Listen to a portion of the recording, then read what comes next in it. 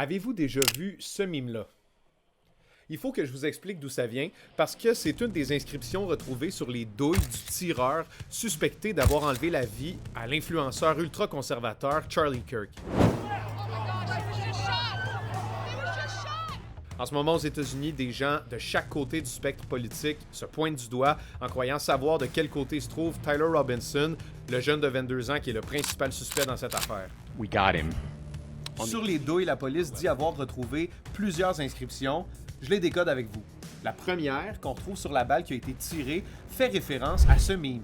Si on se fie au site d'archives Know Your Meme, ce meme datant de 2013 est en fait une parodie de la culture furry et du roleplay en ligne.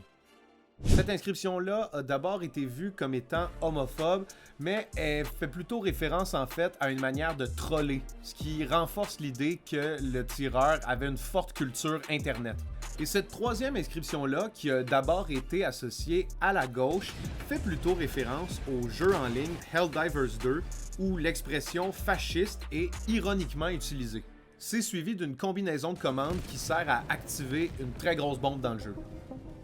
Pour des experts et des observateurs qui se sont prononcés sur le sujet dans les médias américains, ces symboles pourraient être associés au mouvement des Groypers. Les Groypers proviennent initialement de la plateforme 4chan et ils jugent les ultra-conservateurs comme Charlie Kirk trop modérés.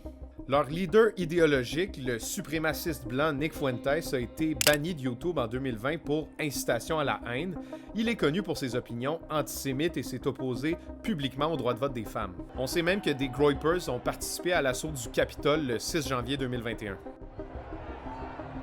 Les Groypers ont été exclus des rassemblements organisés par Charlie Kirk où ils venaient émettre des opinions encore plus à droite que celles du défunt. Sur une photo datant de l'Halloween 2018 trouvée sur ses réseaux sociaux, on voit le suspect Tyler Robinson déguisé comme un meme communément repris par les Groypers. Et la dernière inscription dévoilée par la police, elle fait référence à la populaire chanson Bella Ciao, initialement une hymne antifasciste.